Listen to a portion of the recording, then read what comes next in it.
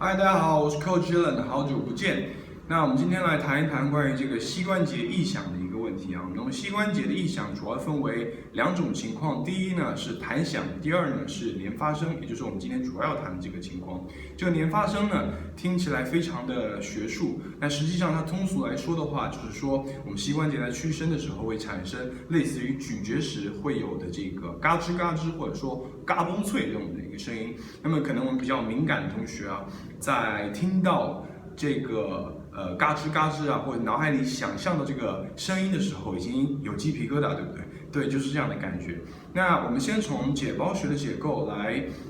解释一下为什么会有这个连发声的一个产生。假设我们现在我的小臂是我的股骨，那股骨在底端呢有内侧髁、外侧髁。那内外侧髁之间呢有一条沟渠啊，那我们的髌骨呢就是在我们这条沟渠上，在做屈伸膝活动的时候，它髌骨在上下的移动。那为了保持这个移动的顺畅呢，在这个沟壑上会附着着一层这个软骨啊，那就好像是我们的膝关节内侧有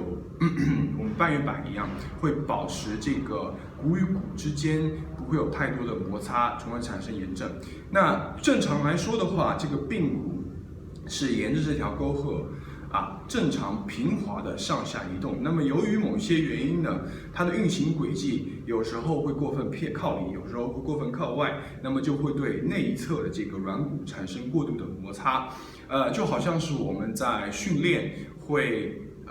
过度的使用我们的抓握以后会产生手茧一样。那么这个时候一侧的平面它变得粗糙，所以在我们膝关节活动的时候会产生非常的不平滑、非常的这个毛躁的一个声音啊。那我们为了解决这个问题呢，我们需要做这个两件事情。第一呢，我们需要去改善我们这个髌骨的运行轨迹，因为我们知道我们的髌骨啊是由我们这个股四头肌肌腱延伸包裹的，那所以呢，它的上下移动其实是由股四头肌它的收缩和伸展来完成的。那这个时候，你的股四头肌一旦产生失衡，内侧肌、外侧肌、中侧一旦是会有牵拉力度不一致，或者说本身它们三者间产生粘滞的一个情况，那么这个时候股四头肌对这个髌骨的牵拉呢，就会导致它的运行轨迹失调，或者过分靠里，或者过分靠外。那我们应该如何来解决这个问题呢？我们一起来看一下。好，我们现在首先找到一个跳箱，需要有足够的高度，让你可以把你的腿悬空。这个时候呢，我们把大腿的中段呢放在这个跳箱的边缘，让我们有足够的膝关节的活动空间。但是我们需要一个壶铃啊，把壶铃的握把呢放置在我们大腿腿面上，靠近髋关节的位置啊。在我们这个做深吸的时候放松，屈膝的时候可以略微使力向下按压，那么不断的向下移动，让它更加靠近膝关节的位置。OK， 这个时候我们不仅需要在大腿腿面正面上来进行按压，还需要略微向里45度，这个是我们的内侧肌的位置。以及略微向外45度，这个是我们的股外侧肌的位置。OK， 在这个按压的过程中呢，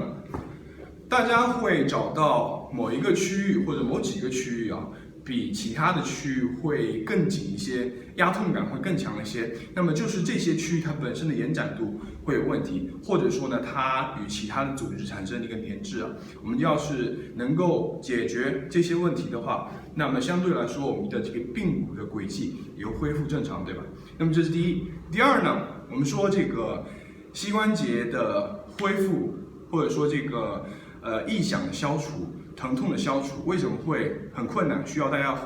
很有耐心。因为呢，这个膝关节本身来说，它是一个承重关节，它在受到损伤以后，除非你是坐轮椅，否则你还是需要每天去使用它，对不对？那这个时候你可能做了一些康复训练，但是这个受益呢，由于说你之后还是不断的需要去使用，所以这个受益就被磨损所掩盖。那么其次呢，我们膝关节啊本身血流量会比较小一些，所以呢，它康复所需的这个营养元素并不能这个很有效、很充分的到达我们膝关节，所以我们第二件需要做的事情是加速膝关节附近的这个代谢量，加速我们膝关节的这个血流量。那我们需要用到单车或者说划船机，把我们单车划船机的阻力调到最低。我们需要做低抗阻、高重复量的这个膝关节活动让我们在膝关节在不受力的一个或者说少受力的一个情况下多做活动，让我们的血流量可以充分的到达我们的膝关节，把营养元素带到我们的膝关节。那么这个过程呢，包括了我们这个股四头肌的这个修复，以及我们这个低抗阻、高重复的这个运动呢，需要长时间，可能甚至是需要几个月的时间去进行。这就是为什么我们说膝关节的这个康复是一个非常需要耐心的一件事情。那么希望有这样的问题的同学可以保持耐心，就好像我一样，我之前也是受到膝关节问题的困扰，但是现在因为我可以长时间坚持去做这两件事情，对我的帮助真的非常大。那么同学们，如果还有任何问题的话，请在底下的留言区给我留言，那我们也会及时的对大家来进行回答。那么也希望大家可以多多关注我们 Surf Global 的线下课程，我们有7月份在上海会有肩关节的一个课程，8月份的话我们会组织肩关节与膝关节连续4天的一个课程。那希望大家对我们的多多支持，谢谢大家。